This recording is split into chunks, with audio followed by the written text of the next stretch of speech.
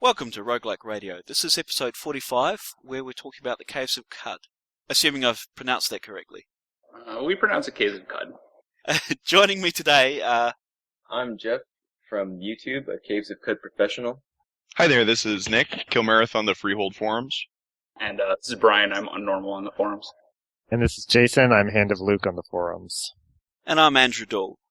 Jason or Brian, do you just want to quickly explain what Freehold Entertainment is and how long you two have been developing together?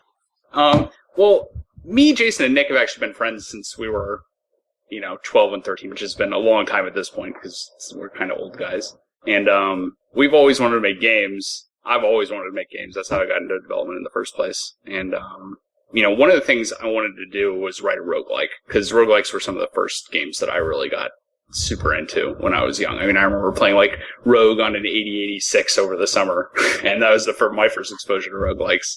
And so, then I would play Omega, and I got into like Atom, and I just always wanted to develop them. I wrote some early like roguelike dev articles back in like the early 90s, and I remember like talking to Lindley on Usenet about roguelikes, and I started writing one, but what I wanted to accomplish just wasn't in my ability at the time. And so I went away and I did, non-gaming software for, almost 15 years. And, we sat down and we started developing roguelike, and it was pretty tame at first, just sort of a general generic roguelike.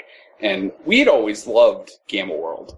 That was the first RPG, pen and paper RPG we played. And I always loved the settings, especially like the third edition Gamma World, which was just a little weird, a little flaky, and a little over the top. And Jason really loved a lot of like the Dying Earth kind of series, and me as well.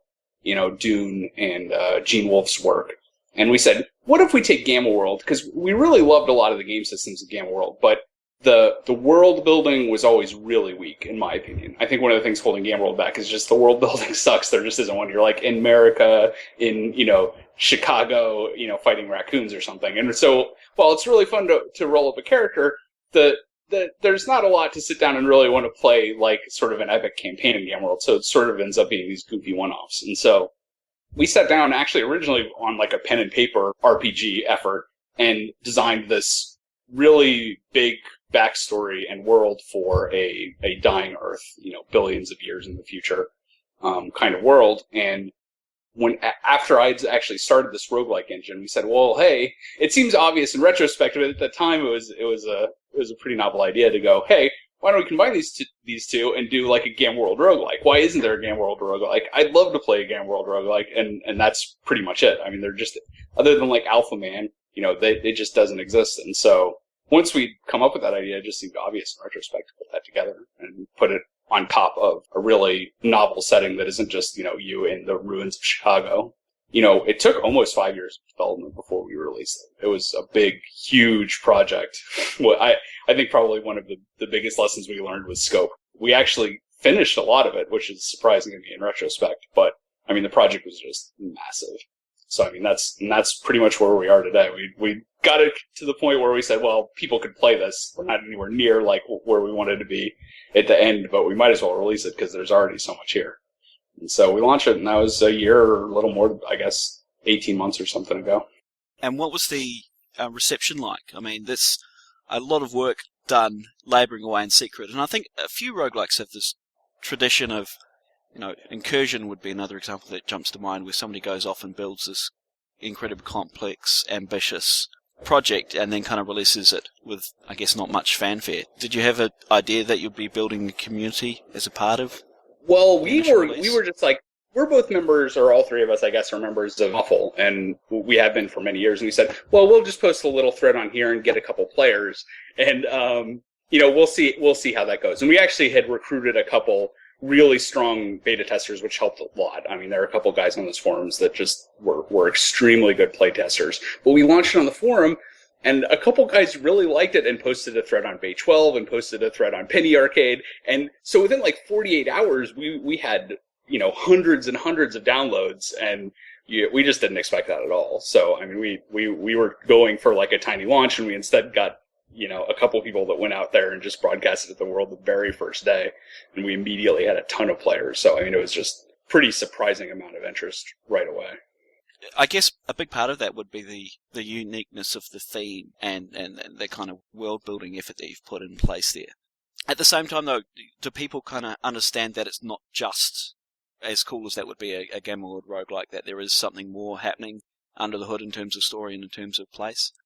I mean, again, Jason, you're welcome to jump in here, but, I think the biggest reaction isn't really, oh, this is Game World. I don't think many people really know what Game World is. Most people are like, oh, it's a Fallout roguelike, and that wasn't really what we were going for at the beginning, right? And this is not really what we're going for. We're not going for a Cataclysm, right? We really want a much more arcane sort of far future setting, right? One that isn't, oh, you're in the ruins of a city. This is one where you can't really put those pieces together. It's way too far down the road. It's not post-apocalyptic even in any real sense. It's just a kind of weird world. The section of the world where we chose to set the roguelike is a little truly post-apocalyptic, and we don't get to show off a lot of the other world design. You do get some of it in character creation where you see like the arcologies of the true men and some of that, but I would say that the biggest confusion is that people come in and say, oh, this is Fallout. I don't think a lot of people, say this is Game World. A few really savvy people do, but I think that connection is much, much less frequent than people who just say, oh, this is Fallout roguelike. If that's what you want to imagine, that's cool. I mean, if that's fun for you. But our intention wasn't that setting out. The big tell for me was pure strain humans having the ability to interact with robots. That was kind of screen one. That's where they're coming from. And again, I think you have to have been of a certain age to have been exposed to that. Yeah, that's interesting. Because Brian was mentioning Gamma World, and just for people who don't know what it is, it's a pen and paper role-playing game, like D&D basically, Dungeons and Dragons. Premise is that, and it came out a little after that. Its premise is it's a post-apocalyptic, like really near after a radioactive apocalypse. And one of the most fun things about it is its character creation process. And you go through and you roll all these random mutations. There's this giant table of 100 mutations, and you roll them. And there are a lot of really random elements to the game, which makes it sort of like very unbalanced in one sense, but also very fun.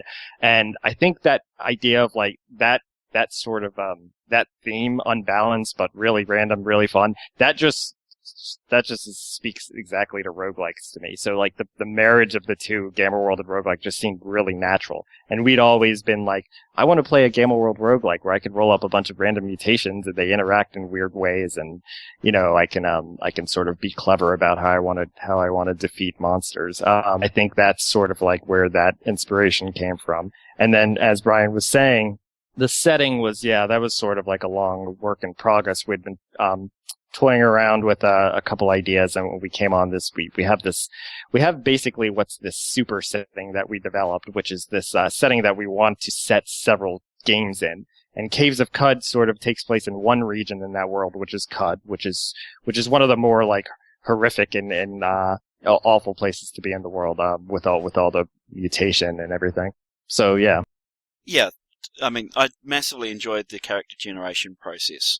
I ended up rolling up the first time I got a gunslinger with incredibly high reflex speed. I think basically any chance I had to increase what's the dexterity stat, I took it, or dexterity or reflexes, one or the other. And then ended up kind of going down the mutation list and sort of picking out, kind of filler material, as it were. You kind of get to the point where you have a couple of mutation points left, and you're sitting there going, well, I'm a chimera, so it's got to be a physical mutation of some kind, and therefore filling in those additional stats. The disadvantage, of course, with that character creation process is that the first time I played, I died. The second monster I encountered, I think, killed me. Yeah, well, that would be quite common, right? Yeah, and it's got this real, very old-school roguelike feel to it from that point of view. It's not forgiving at all, and it's got this, I'm going to put everything into the game feel. At the same time, though, it's quite accessible in some ways. I think the kind of menu system when you're spacebarring through stuff makes everything quite easy to actually play the game in a lot of ways, but it does have this, hugely old school feel to it. And was that a deliberate choice? Those are the kind of roguelikes that I personally enjoy playing. Just very brutally unforgiving games, because the part of games I always really enjoy is sort of like the startup phase. Once I'm like laden with equipment, the games always get less fun for me. So I like to have a really brutal run-up in my games. And so we sort of were building the game we wanted to play. From a gameplay perspective, it is extremely brutal. But the other goal I had when I was developing it is I said, well, what if I was to jump back in time, and I'll bring the processing power, but what if I only had the display technology that I had in 1991 when the people who were making Omega and Atom had? What could I do with my knowledge of sort of modern UI capabilities, right? With a modern sensibility about usability. Because once you start saying, well, the screen can be as big as I want, why don't I have tiles? You can take that in many different directions, but I just sort of chose to say, well, I'm going to take a 80 by 25 by 16 color screen and see how far I can push it with, what I know about usability. And so, I'm pretty happy with the way that turned out.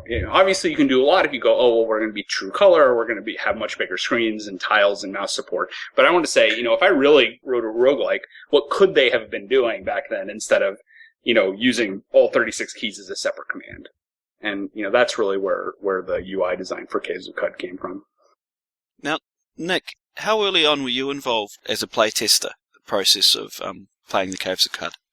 I think I pretty much got started playing about when there was combat in the game and maybe a few mutations. So, just at about the point where it really started to get fun, or at least that it was bearable to play it for hours on end. So yeah, that's pretty early on. I'd say a few years ago, definitely after just the basic engine stuff. So I think the first town was in the game at that point, and maybe the first dungeon in the game, Red Rock. And what a great dungeon it is too. Oh yeah, yeah. That my gunslinger keeps getting killed by jilted lovers. It's funny. It's funny when it takes that long to make a game. We've been working on this game for 5 or 6 years, and we've really, I think, grown as game developers. So you can see the difference between Red Rock and Bethesda, our latest dungeon. And, at future dungeons as we lay them down. So you look back at Red Rock and say, man, we developed that almost a decade ago, and boy, were we terrible at game design. But, the alternative to actually producing content is going back and reworking Red Rock over and over again. And so we just chose to leave it as is, as a testament to how terrible we were at dungeon design.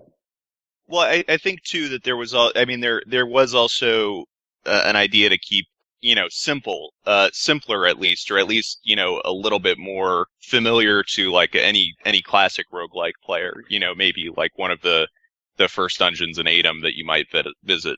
Whereas, the later dungeons kind of turn the whole traditional roguelike dungeon on its head a little bit, like Bethesda and Golgotha. So there is definitely a progression that kind of turned up after the fact, but ends up working nicely with the way that Red Rock is pretty traditional, and then, things get a little bit more crazy as you progress through the game. Right. At some point we did go back and add some environmental stuff to Red Rock to make it a little more than just the puppy dungeon, so that you have, the spiders laying webs and some of the stuff at the bottom of it, you have at least some environmental interest. And the Dread Root that came in and gave it a little bit of environmental pop versus just being a walk in and, kill orcs kind of thing. So there's a little more player interest there. A comment one of the other panelists made while we were trying to get into this game was it's very noisy in appearance. There's a lot of it's very hard to tell what's extraneous background material and what's actually, something that's going to tear chunks of your flesh out and leave you bleeding on the floor. It's a very Dwarf Fortress-esque visual style. You actually can turn off the floor tiles and options because people found that, people who aren't familiar with reading Dwarf Fortress just found it unintelligible. So you can do that. So as reading the game, you can go into the game options and disable floor textures, and that will help a lot. Because then, only things that are sort of vaguely relevant to your situation have a character. But, I think it's an aesthetic. If you played a ton of Dwarf Fortress, it's very readable. And if you haven't, it's just a bunch of noise. And all three of us, me, Jason, and Nick, have played a lot of Dwarf Fortress, and so we can read it, and so we probably underestimated how difficult it is for people who haven't played a ton of Dwarf Fortress to read that kind of visual style. That really is, I think, the basis for it, because we really liked the look of Dwarf Fortress once you could read it, and so that's what we sort of emulated. Yeah, well, I mean, I've heard, it's funny because I've heard, you read around on people's feedback, and some people really hate the visual style, some people really like it for ASCII. They say, for an ASCII game, this is one of I prefer this. But then some people are like, it's way too busy. I mean, I've seen reactions from, this is the absolute best ASCII visuals I've ever seen. And those are people who played Dwarf Fortress, people who literally scream when they open it up and look at a screen. So the reactions are very mixed. Whereas I think a minimalistic approach like Rogue or something takes, I think the reactions are way less broad because, it's going to be readable to everybody. But again, we weren't trying to make an accessible game with this one. We were just trying to make a game that we would like to play. And maybe if we like it, maybe other people would like it. We weren't really trying to cater to, a mass market here. Thematically, it kind of speaks to that, the world is brutal and unforgiving and strange as well. It has that consistency there that you don't know really what you're walking into because everything looks a bit unusual and a bit bizarre. Right. Well, I think that thematically that's a big point in Game World, too, is you never really know if this plant is like a very nice flower, or if it's like a sentient guy that's planning your destruction. I mean, the Game World presents that kind of really confusing environment where, it's really even hard to make a choice about whether this is positive or negative because anything could be anything, basically. Jeff, what initially attracted you about the game? Because you've done a couple of Let's Plays, haven't you? Yeah, I think you guys got that spot on with the whole Dwarf Fortress thing, because that was the first roguelike I had ever played. And I absolutely loved it. It took me literally a month to learn the game, but after I learned it, I was just addicted to it. And I read on the forums there about Caves of Qud. I tried it, and like you said, it's just that whole graphic style and everything about it is just so similar, and it appeals to the same interests. And I don't know, I just picked it right up, and it's like you said, everything's so easy to use. It's just simple and compatible with Dwarf Fortress. I think it hits the same interests. Yeah, well, one of our biggest communities really is Bay 12, so that says something, that the Dwarf Fortress community is probably our biggest player community. So it definitely strikes at the same kind of player base. And I'm also one of those people who thinks that the graphics look great. I think how, in Dwarf Fortress, the most graphical bells and whistles that you get is flashing dwarves when they're legendary. But in this game, it's you don't have to move for everything to work, if that makes sense, because torches are flickering even when you're standing still, and there's gas grenades and flames and ice bolts and everything flying around. The other thing I wanted to do was try to deliver a message to Toady about what a text UI could be like, hoping that one day he would go back and, without having to make it mouse-driven, take some examples with a good keyboard-driven interface that doesn't just get rid of the idea that you're writing an 80 by 25 game. Because I think Dwarf Fortress, with a really friendly modern interface, would be awesome. So this was my 6-year project to try to get Toady to redo the UI of Dwarf Fortress to some extent. Do you think that's worked? I don't think so. No. So Toady's not playing this? Not that I know of, no. I do want to say, though, also, Dwarf Fortress, as far as influences, the biggest roguelike influences were definitely Dwarf Fortress and Adam. Adam, you could sort of see just as far as the layout of the adventure and how we have the dungeons. It comes on, and we both enjoy Adam a lot. But one of the things that is just completely, what's so great about Dwarf Fortress is just that completely mutable world, and that's actually true in Caves of Qud too. Well, we always said I want to play a really good adventure roguelike in a Dwarf Fortress sort of world, where I can, just dig arbitrarily, and I could just heat rock until it melts into lava, that sort of thing. So that that's why Caves of Qud, if you've noticed, it's a pretty system. Yeah, it takes 4 gig of RAM is because the world is completely modeled. So every tree and every wall tile is a completely unique object, which has all of its own properties. Which I set out saying, well, by the time we release this game, everybody's going to have a quad core with 4 gig anyway, so let's just support that. It does upset the community who have, 16 megabyte Linux machines. And I do honestly apologize because I do appreciate your plight, but I wanted to make a fully contiguous, completely modeled roguelike world and see if I could make that happen, and I succeeded, so I'm proud of that, but it does come at the cost of some of the lower end players. And yet it totally doesn't come across that in the UI. It's got this feel of, hang on, we've just dynamically generated a new screen, possibly from a seed, stored in the background so that we can regenerate it later. It doesn't come across as being modelled, at least to start with, and to that level of detail at all.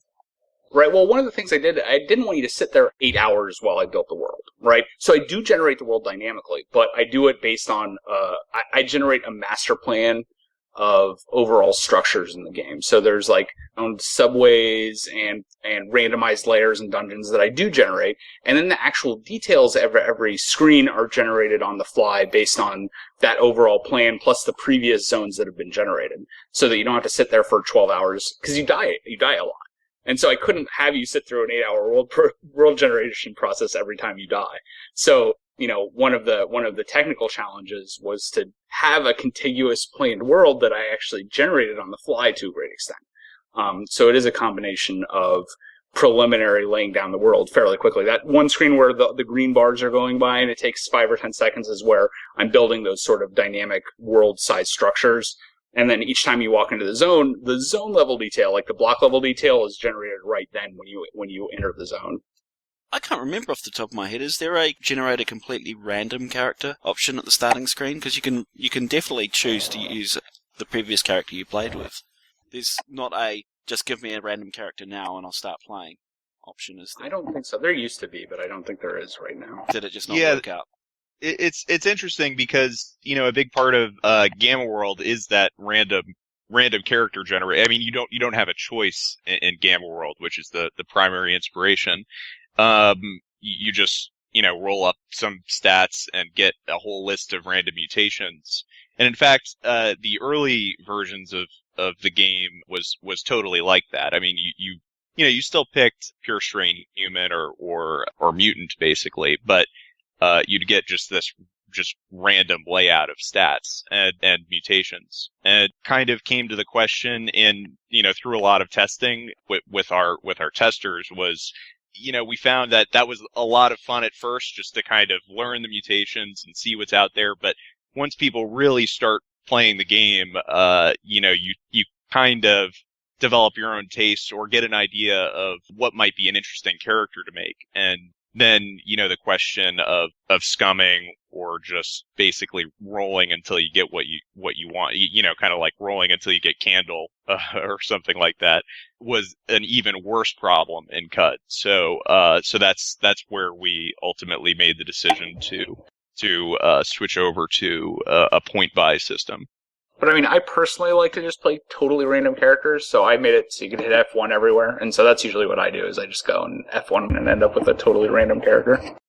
Well, this was actually a big point of contention, and it's like an interesting, how it progressed, sort of interesting story of design. I mean, because I was really tied to, what's so central about the Gamma World, the role-playing game, are those random mutations. You roll a character with random mutations, and it's so great because you get mutation combinations you would have never gotten otherwise if you're just always picking dual brain or whatever the best mutations were in that system.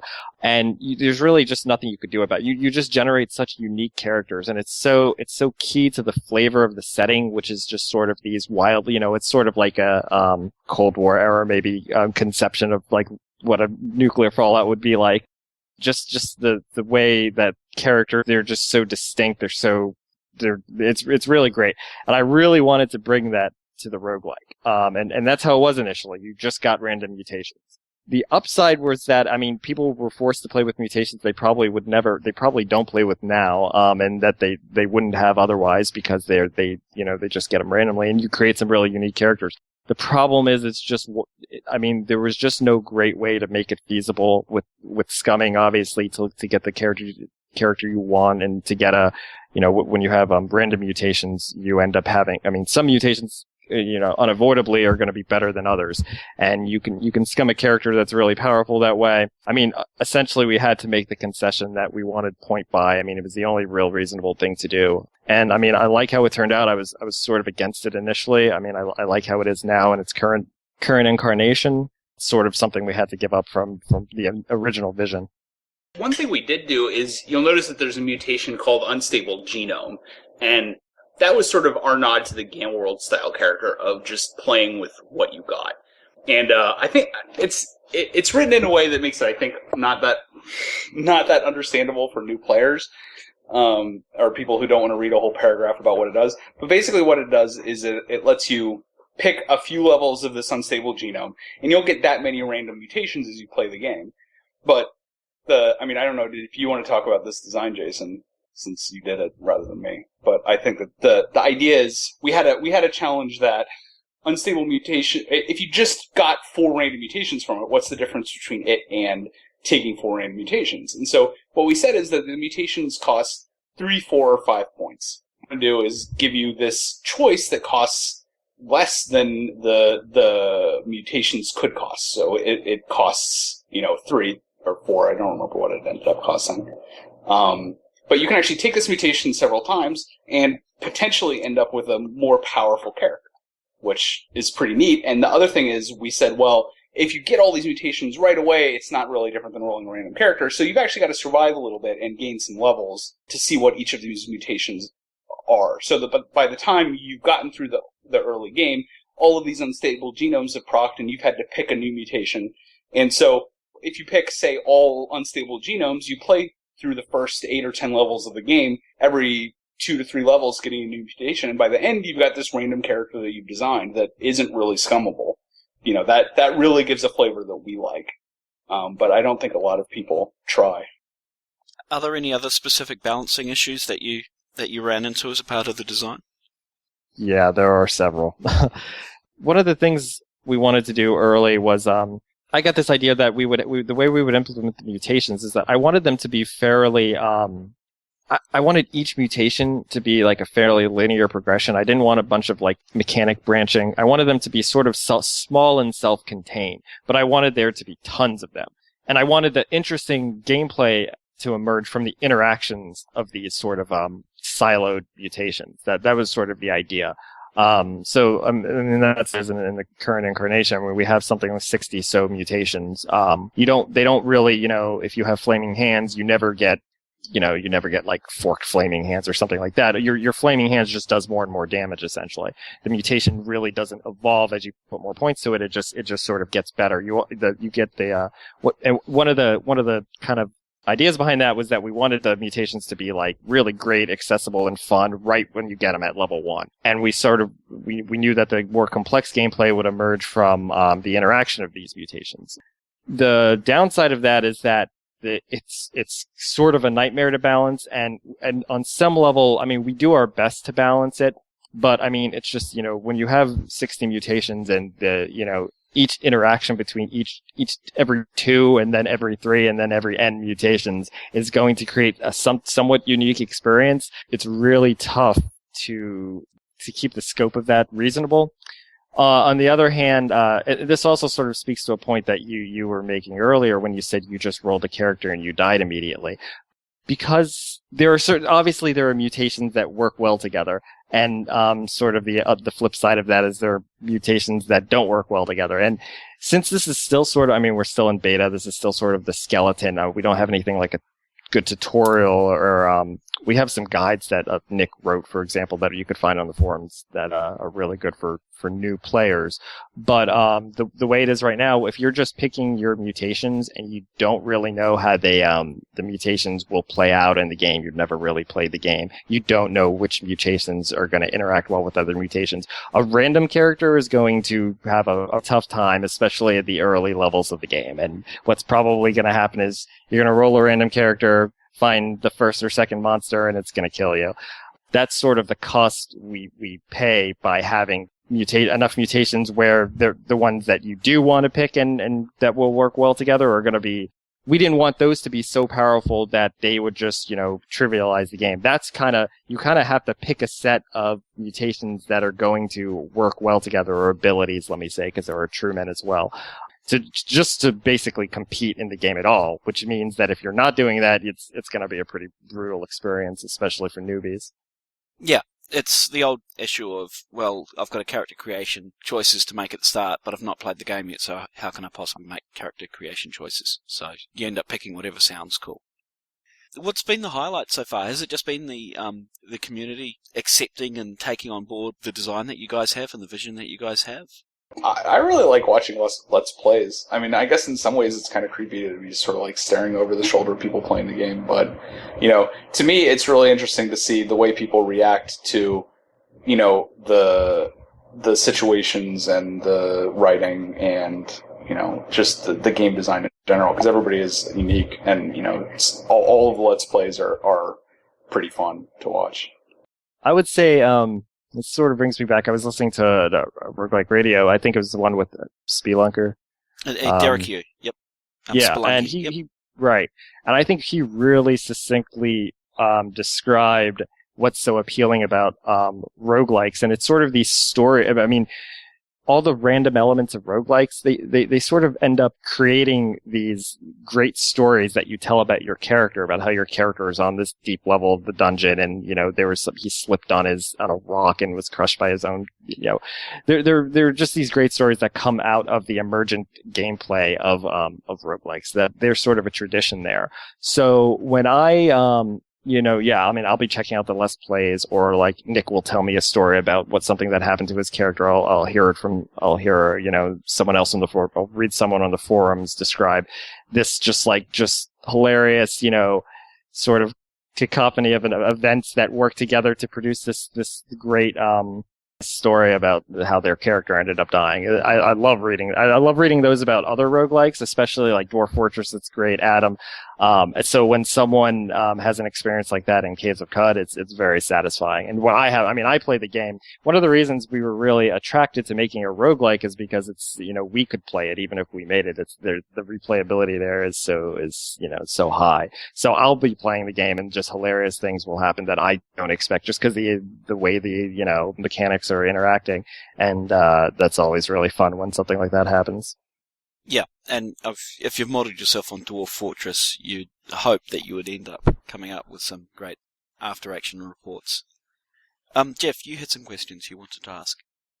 I noticed in other games, stats aren't so important, but in this game, everything is based around what stats you choose first, so you can't even unlock the most basic part of a skill tree without some stats in it, like butchery.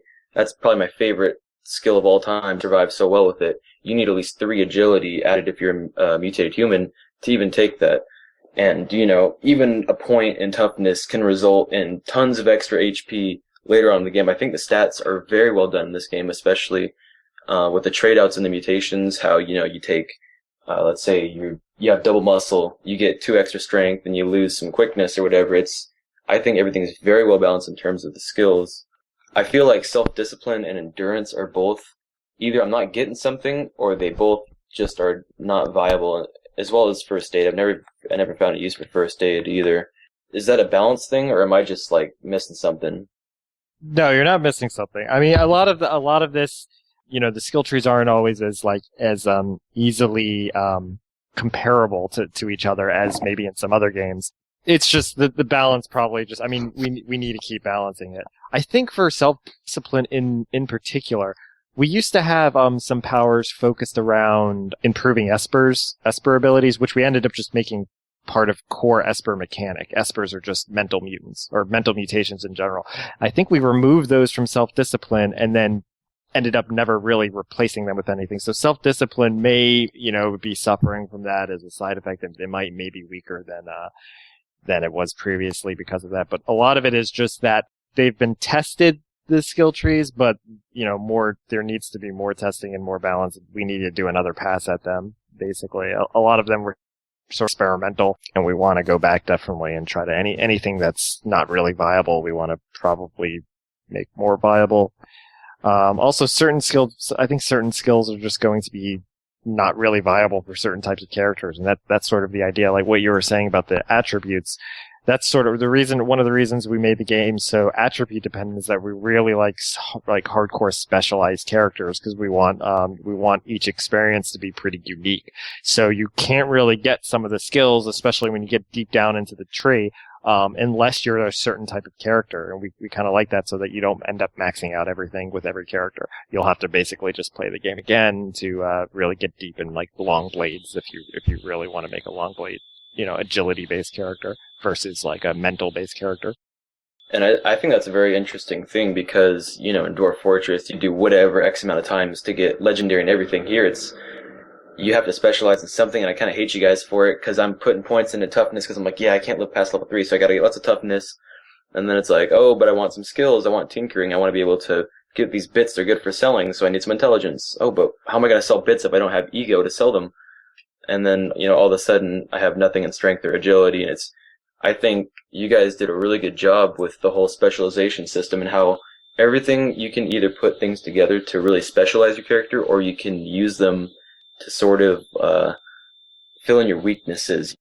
I think what's really cool about this game is that there's just even the smallest things are so interesting. Like, I'm playing it right now as you guys were talking, and I found a scoped musket. I've never found a scoped anything before. That's the coolest thing ever. It's basically a one-shot sniper rifle. I mean, the first time I came across flattened remains, and I saw a broken item, I'm like, what was this? And then I finished the Red Rock quest, and I got that fix-it spray. I fixed it, I'm like, mechanical wings? This game just has this holy shit value to it, and it's the best thing ever. Well, I mean, it's nice to hear because, I mean, we've added a ton of tiny little stuff that people never see. So, I mean, I like in games to be off in some kind of procedural corner that feels like no one has ever been there. You're just in a procedural wonderland, and then actually find a touch that says, the developers have been here thinking about this place. And so, I hope if you're paying attention, you'll see that those things do exist out in the corners of the game. Yeah, I love everything. Even bear meat. I had butcher and I butchered a bear, and I actually took the time to read the description of the bear meat, and it said it meets the bear necessities, and I just sat there snickering for a minute at just, how much care it seems like you guys have put into this game. I'm sure that horrifies Jason. There's some of the little stand-in writing like that remains in the game that is not really supposed to be there. But some of it just gets... Yeah, I love that kind of stuff. Such good snorting reactions that we left it in. Yeah, I think we left that in. If it really horrifies me, I generally remove it. So that one, that's some puns are acceptable. All right, we try to keep it at a pleasingly low rate. Some seriousness. We do sometimes will spend a lot of time on aspects of the game that just we sort of wonder if anyone will ever find. And there are some things in the game that I mean, most things at least someone has stumbled upon and posted about, but where I'm not even sure that's true yet. But something like the flattened remains, which is it's a pretty rare encounter. So that the fact that you had it and you thought it was neat, that's really great. Well, do you know what the flattened remains are? Yeah. He was using his mechanical wings and he fell out of the sky and just ate it. Yeah. But do you know who the guy? That's so cool. Do you know who the guy is? There's actually our guy's a story. Yeah. Good job. Really? Yeah. Wow. I had no idea. Yeah. So Argive will talk about his poor apprentice, and if you actually look at the corpse, you can maybe piece those kind of things together. We like to spend way too much time doing stuff like that really no one will ever piece together but us. Wow. But it's entertaining to us. So. See, that's the kind of thing I love about this game. Just it's not just pointless detail like in Dwarf Fortress, although I do love that. In this, it's a very deep game. The lore of the game is what really gets me. It's why I like it so much. It's just the old and the new put together, and this whole story system that overlaps like that, all these random events and everything. It's just awesome. Which you've pretty much, by the design, you've given yourself the opportunity to do that. Dwarf Fortress can't because the entire thing is procedural, whereas you've got this overarching... fixed narrative is probably the wrong word. I'm assuming there's decision points in that narrative. You're not just forced to go one linear path. The scope of creating many quest lines is just enormous. There is you're obviously free to wander off in the world, and in our greatest dreams, we would love to do a bunch of branching paths and from a bunch of different perspectives. And if we keep hammering on this game for the next 30 or 40 years, you will hopefully see that. So that you can not only get this one quest line for the Barathromites, which is what we're working on, but we've got other quest lines in mind for the other factions and different starting towns. But the scope of that is just unbelievably huge. If we had 700 or 800 years, we could probably finish it. And how much time do you spend a week working on the game? We actually are not working a lot on it right now because we're working on another roguelike project. We do intend to go back to it and continue working on it, but we'd also like to make a living making video games rather than just doing it completely as a hobby. And we were doing a contest, game development contest, just as an exercise, and we sort of happened on a talented game artist named Jana Heiska, and she joined our team for this game contest, and we really hit it off personally and from a just work perspective and the kind of games we enjoy. So at the end of this contest, we sat back and said, well, we'd really like to make games, but neither of us is an artist. And she said, well, I'd really like to work on a game of my own, but, I'm not a developer. And so we pitched her an idea we had been working on for a commercial product, which is a genre mashup of town building and a roguelike for tablets and mobile devices. Because I've got an Android phone and I've got an iPad, and there are just no real games that hit that sweet spot for me. There's lots of really nicely polished tablet games that are all IAP driven and just have no real choices. And there's like the Kairosoft games, which are cute and really playable. I mean, I play all of those games, but they don't have a lot of real choices involved, and they're sort of shallow. And so what we'd like to do is, within the scope of 3 people working, we wanted to put together a really playable introduction for a mainstream audience to roguelikes. Because I think that Diablo has proven that people would really like to play roguelikes, but we would actually really like to produce, and we're working on right now, in fact, instead of Caves of Qud, which I'm sure will piss off a lot of people, a more commercial approach to a roguelike on tablets. And it's really early at the moment. I wish we had some stuff to show people. We did put up like a beta sign-up page that isn't styled yet, but if people want to sign up for a beta, they can go to freeholdentertainment.com/beta and get on an email list, at least, if you're interested. But that is the project we're working on right now. We've all got full-time jobs otherwise, so a few hours a day to push it forward, and that's the way we work on Caves of Qud as well. Is when we're working on Caves of Qud, I usually will spend 2 to 4 hours a day trying to push it forward. It's interesting you mention about these kind of simple games on the iPad and Android devices, and you're trying to generate something with a bit more complexity. I was reading a article about Dota, of all games, the other day, written by Quentin Smith, who's one of the former Rock, Paper, Shotgun guys, and he was basically making an argument that Dota and the massive success of Dota and Dota 2 coming out is people actually have a real hunger for complexity in games. They want to have games that they can completely sink their time and their attention to. While they're at work, gives them something to think about during the day or on the commute, so that when they get home and actually have a chance to play, they've planned out all the stuff in their mind. They can actually spend this downtime away from the game. Me and Jason are both very prolific Han and Dota players, so I think that the biggest difficulty with a game with that complexity is just its vertical learning curve, right? And I mean, it can obviously be commercially successful. I think we're trying not to produce something that's infinitely complicated, right? I think Caves of Qud provides that, and we wanted to provide that, free of charge to everybody. But thinking about a more commercial venture, we wanted to get people introduced to this kind of game, and so I want to provide a game that doesn't have a vertical learning curve, that has a very easy learning curve, but has all of the core fundamental aspects of a roguelike. Because when you think about a roguelike, what is it if you really wanted to trim it down to the point where you wanted, the standard or casual gamer to play it, right? So you've got things like the permadeath of a character, and the smart use of items, and, a large variety of abilities.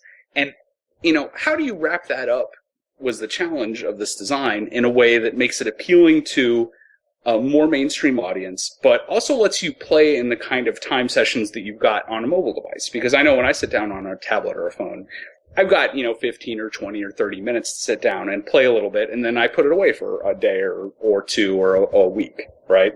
And so a game like Caves of Qud, where you've got a really developed character that you come in, and if you come back a month later, you have no idea what this character is doing, and you don't really remember what the game's about.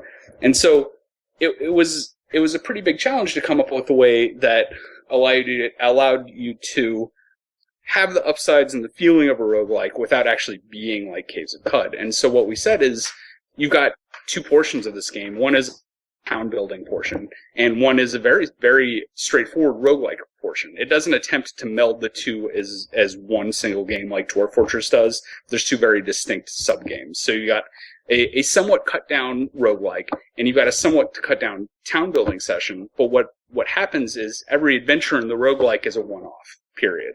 So this character is going to win this dungeon, or he's going to die, and you're not going to get the loot at the end of the dungeon. But regardless, what you achieve in the dungeon lets you come back and build up your town. And how you build up your town determines what kind of characters you're able to go out and adventure on, and what kind of dungeons you're able to adventure in.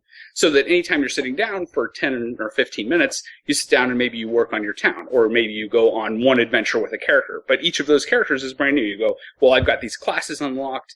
Maybe I'll be a warrior this time. Maybe I'll be a wizard this time. And I've got these abilities unlocked, so let me pick a couple abilities that I've got unlocked based on what I've built on my town. And then depending on how successful you are in the adventure, maybe you get, a rare piece of material that lets you go back, and then you go, well, with this piece of material that I want to build, this building lets me unlock another class or unlock another ability from this wizard. So your town sort of becomes your persistent character, whereas any individual roguelike adventure, you still got that jeopardy that you feel in a roguelike, where if you die, you're not gonna get everything that you want out of this adventure. That adventure is going to be over. And so that's really the core design we're going with for this game, and then trying to just make it really slick and really playable on phones and iPads, and try to get people playing and maybe make some money so that we can grow our team and actually make bigger games. Because we would love to do Skyrim in the Caves of Qud world, but we're going to need a few more $100 million to achieve that one of these days. To bring it back to Caves of Qud, the real challenge for certainly myself and some of the other Roguelike Radio guys, is making sure that, is the game worth investing the initial time and to do this vertical learning curve to climb that slope? Is the payoff at the end of that going to be worth it? And that's a real question when you come to a lot of games, particularly roguelikes, which are notorious for their difficulty and inability to present the interface well, and inability to expose the ideas behind the game in a particularly interesting, particularly accessible way, I guess is a better word. And it's a problem we have not infrequently on this podcast. And you guys literally lucked out because you had a couple of people championing the game in the right places. If you hadn't had that initial exposure, would you have the hundreds of players now? Yeah, I think a community is great, obviously. That's, we're really thankful for that. I think there are also enough hardcore players that if your game is good and interesting, you'll probably get that community, even if it's, small. Maybe it's shrinking too. Although one thing is that, and I think this sort of design philosophy we've sort of evolved into. Maybe this isn't what I'm about to say true when we set out and first started Caves of Qud, but we don't really, I wouldn't say we just disregard those sorts of, sort of people who are going to look at the game and think it's too complex and sort of throw it out. I mentioned this before, but this is still in beta, still sort of a skeleton, and there are a lot of things we could do and that we want to do to sort of ease people into the game, whether that's a good, Dungeon Crawl has a great tutorial, or just, it's really good intro. If we want to do something like that, or if we want to have, preset characters that are good for beginners, those sorts of things are things that we just really haven't gotten around to do, because that's important to us. But, getting the core game down and fun and interesting was sort of that was sort of what we were initially. It wasn't really actually building a player, but we're actually sort of, we were sort of scared when we got this initial influx of players, when it sort of started spreading around the web a bit, because we didn't think we were ready for it, and there were still issues with the game, and we've come to just embrace it, and people accept it for what it is. But I don't think it's really ready for as wide a release as it ended up getting, and so that's something that we keep in mind. Well, I think the other thing is, without tiles, I don't think you're ever going to get a mainstream audience, specifically for roguelikes. I think that the vast majority of the player base really is not into a text-based game. And so if you're trying to present any kind of learning curve, if you have any at all, you're just going to get every player gone if you're a text-based game. So I think that to try and make this accessible to the mainstream gamer, the very first thing we would want to do is go in and give it at least a basic tile set, if not a very nice one. Although, if you do put tiles in, you risk the chance of just getting your game identified on Project Greenlight as a Dungeons of Dreadmore clone. Yeah. Well, if it's 3D, it's a Minecraft clone. And that's okay. I mean, saying that one of the things that bring people into play Caves of Qud is people saying, "Oh, this is the Fallout roguelike." That's not true, really, at any kind of fundamental level. But if that gets somebody into play that's interested in Fallout, that's great. And I think there are enough similarities to bring in people that say, "Oh, this is a Fallout game," and maybe we can trick them into playing a deeper, more designed world. And that's one of the things I'd like to get into. A more difficult, game type, a more challenging world design than they're used to. To say, "Oh, well, isn't this adorable? Oh, over the last 2 weeks, this has sort of descended into a Cthulhian nightmare," and I wasn't really expecting that. I was sort of expecting this adorable little game, and that's where I want to get into is sort of completely bushwhacking people with a good game that seems like a simple, non-challenging presentation at first. Although when you say simple, non-challenging presentation, it is still a roguelike. And so you're starting off from Cthulhian madness. Yeah, well, that's what I'm saying, is that you take a look at Caves of Qud, and if you wanted to make this accessible, the very first thing you would want to do is make it very non-challenging at first. Yep. Non-challenging not in the terms that it's not difficult, but in the sense that you don't go in and get smacked in the face in the very first screen with something that you can't parse as a human being, right? You look at the text and it's the same thing. If you haven't played Dwarf Fortress, you just can't parse that text. And so you want the very first town of that kind of game to be, look, it's farmers, look, it's, look, it's this guardian guy. And so I'd want to do that with the Caves of Qud tile set, is to make your very first few steps into the game really non-challenging conceptually, so you can focus on just the basic gameplay, and then introduce those, really challenging aspects of, this is really outside the norm. This isn't like a Tolkien fantasy, and this isn't quite Fallout incrementally, and sort of introduce people like that. Because I think there's a lot of people would really enjoy the more challenging environments, the more challenging games. They just can't get up over that first step, right? You've got to sit down and will yourself to learn Dwarf Fortress. After that, this whole world opens up for you, but it's just people don't have the attention these days to get up over those learning curves, and I think it's really our job as game designers to help people into those. I don't agree with the elitists say, "Oh, well, you can't read Dwarf Fortress, you don't deserve to play." The people who really try to put it up on a pedestal. I think it should be our responsibility to get people up and really enjoying these things, which are really enjoyable if you can learn to parse that kind of world, learn to parse that kind of visual.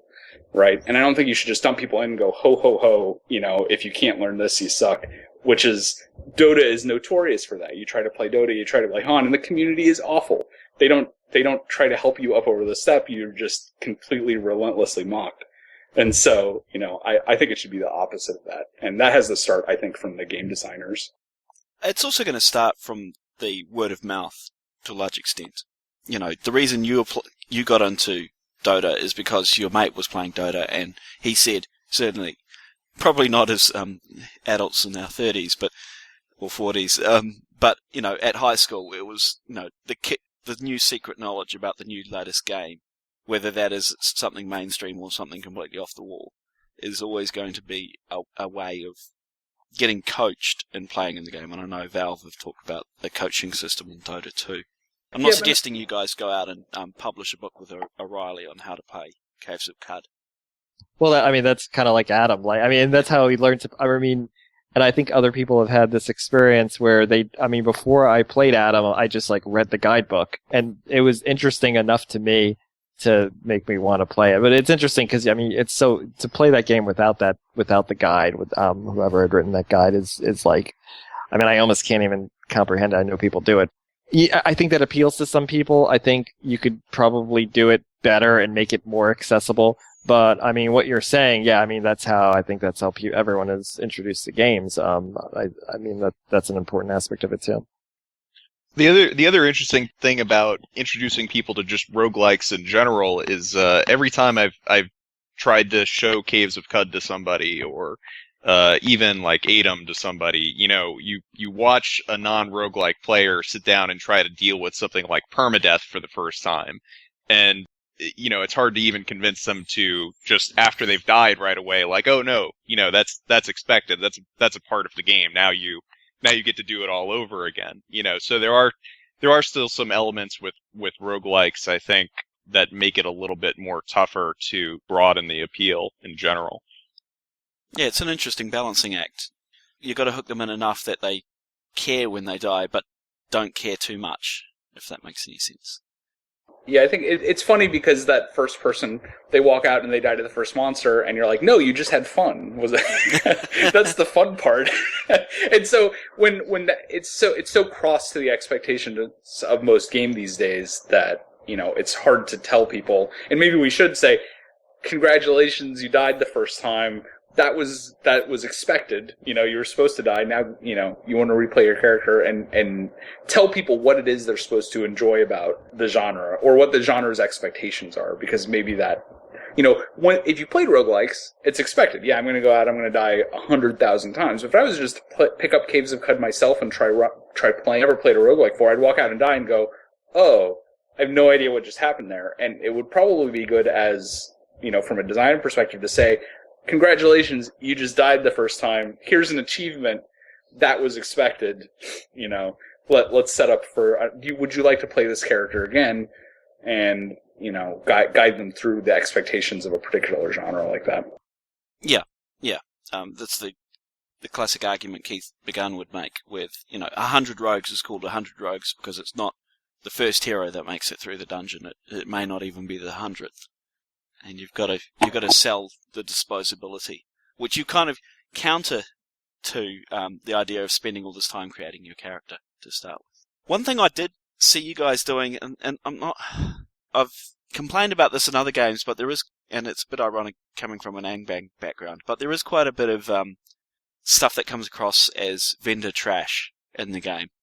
And is that deliberate? Is it just a case of sorting out through hundreds of items? Every time I killed anyone, I ended up with about 3 or 4 drops, and just selling stuff because you don't get a part of that is because the world is fully modeled. So the loot that's being dropped isn't generated when it's dropped; it's actually generated on creation, because all those creatures are as detailed as your player character. So that if something's going to attack you with a sword, unless we go in and explicitly say this is not going to drop its equipment, all of its equipment drops on the floor. So it's a sort of Elder Scrolls style vast world full of useless junk. So you really have gone ahead and built a roguelike Skyrim already. Yeah, I mean, pretty much as much as I could accomplish. You can actually go out and wish to swap bodies with any creature in the world, and you can actually use all of their abilities. You can see all of their equipment, equip and unequip it. I mean, every monster you see out there is sort of real and precious snowflake as your own player character body.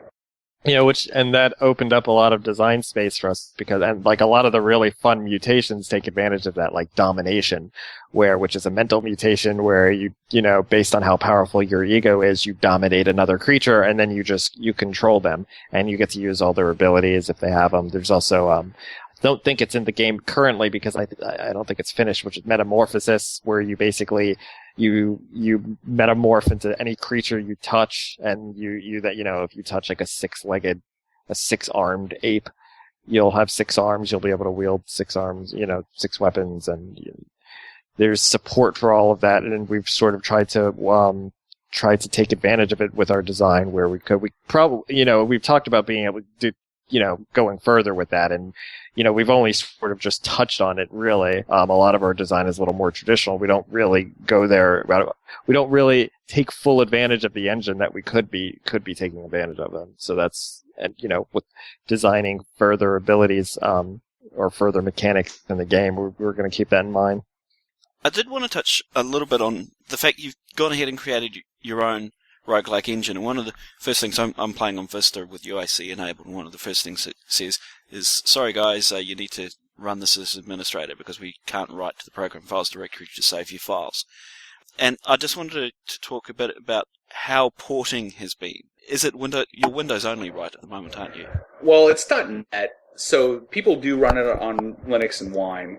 But for a project of this scale, I'm an experienced C++ .NET developer, and I chose .NET just because writing something as big as I wanted to write, that is, every creature's a unique snowflake, you've got this fully contiguous world, I just didn't see that happening in a stable way in C++ ever.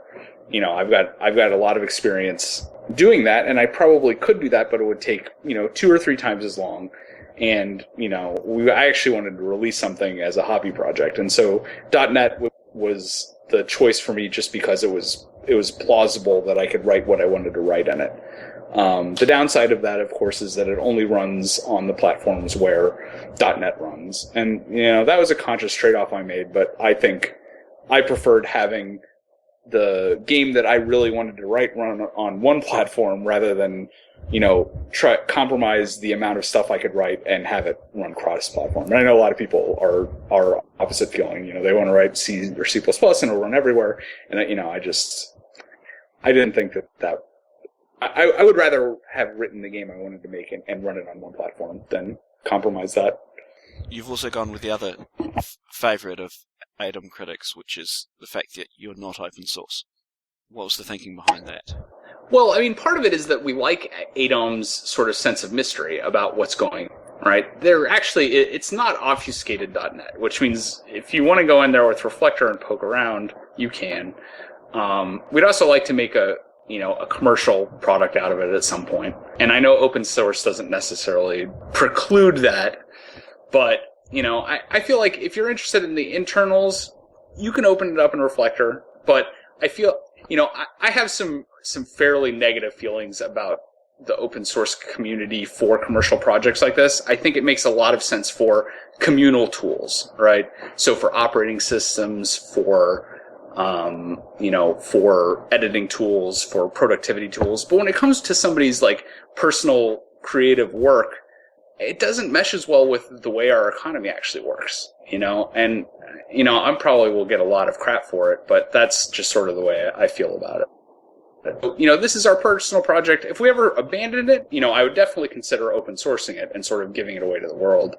But, while it's ours, I have sort of that feeling that, I'll mess around with it. It could probably help if other people were poking around with it, but it's just a personal choice of mine. And I've got nothing really against open source for anybody else that wants to do it, and I think for common tools it makes sense, but, for my project, I'll keep it to myself for now, and if you're really curious, you can open up the XML files and poke around. Cool. I guess one last question. We're coming up on an hour. Have either of you guys beaten the game? In fact, has anyone here beaten the game? Do you have a winning condition? You can get to the end of the game, and I have. I think I've only done it once in its current modern form because it takes a while. But you can get to the end of the plot progression, and it tells you when that happens. You'll get this is as far as we've gotten the current plot. Yeah, it's pretty tough. Yeah. I guess it's hard to judge when you've not explicitly put a win state in yet, whether you've got to the end of the game is quite... Well, there is a very explicit message box that pops up that says you got to the end of the plot line. You can keep playing to explore the world, but you won't get any more story quests. So there is an explicit win condition if you follow the main plot line, starting with Argive. So if you want to feel a sort of sense of finality with the current build, you can start with Argive and go down his chain of quests until you beat the game in its current form. Though it is pretty tough. And you're going to do something more explicit? Well, yeah, there's just, we have that plot line actually, written out to completion. So we have, that's really what we're targeting to. We want to get to the end of that. So we're still somewhere like maybe halfway or 3/4 through that plot line where, you join the Bearthrumites, and, we know how that's going to end. And again, the idea was, in our, hugely underestimated scope of the whole project, we wanted, and we still do, several. That's one faction in the game, and we wanted several. I think we have mapped out that maybe 6 factions in the game, each with their own unique plot lines that are intersecting in some interesting ways, going around some world events that are happening globally, so that each faction line is going to touch upon, but that is sort of diverging in their own unique ways also. And actually, if you look at these factions, I think we posted some of them in our forums, and some of them are in the game. They're really they're really inspired by the Gamma World factions that existed that you could choose from. Cool. Any closing thoughts from anyone else? I'm just glad that people are enjoying the game. I mean, you asked earlier what, the greatest joy out of Caves of Qud is, and I mean, it's just, for me, having people sit down and get hours of enjoyment out of it, because that's the whole goal. So if you're sitting down and playing the game and enjoying it, that means that I've accomplished what I've set out to do with it. Yeah, keep posting your hilarious deaths, is what I would say. In a couple of the Let's Plays that I've seen, there like some great things have happened that are just like, okay, that's like the perfect Caves of Qud experience. That's exactly what I wanted to happen when I was thinking of what is possible from the game. So just keep posting those, and that'll be great. The thing for me was always the bugs. I mean, those were and continue to be the most fun. Some of the most fun experiences that we've run into. I'm sure everybody or a lot of the original players will remember like a day when you could just throw a torch into a room and it would burn the whole dungeon down. So that stuff has been pretty fun. But I think there's a lot to be experienced in the game. A lot of those fun things, emergent type of situations. So. I just keep playing. Jeff? As far as notable runs, there was this one where I took the simple quest from Joppa and then I headed down to get some glowfish and whatever, and I ended up going like all the way to the bottom right corner, getting to like level 20. I came back up to do Red Rock at level 20, and I ended up getting killed by a leech, and I think that really says something about the game and, how difficult it is. I think that really appeals to people like me. In the more hardcore audience. I've never actually beat the game. I've never even gotten past Third City. I've been to Joppa, Gritgate, and whatever the one at the Talking Tree is. And that's as far as I've gotten, but I love the game so much. I've put like countless hours into it. I've explored so much of the land. It's just really expansive and detailed in everything that it is. And it doesn't even need the storyline at all. It's just awesome with all the randomized everything. All the different stats, the slender this, the sturdy that, the lacquered whatever. It's got so much variety that a story is not even necessary, but the story really does give it some direction. I've come from a place where a story is not needed at all. I come from Dwarf Fortress, where it's like, you decided to make a colony, here you are. And that's pretty much all the story you're given. But in this, I found that I really do enjoy the story as well when I do choose to follow it. Well, thanks everyone. It's been a pleasure talking to you all. I'm not sure what we're going to be discussing next week. Hopefully we'll have one more episode in before the annual Roguelike release party. Thanks all for coming on the show. Great. Well, thanks for the opportunity to talk about Caves of Qud. Yep. Thanks for having me. Thanks.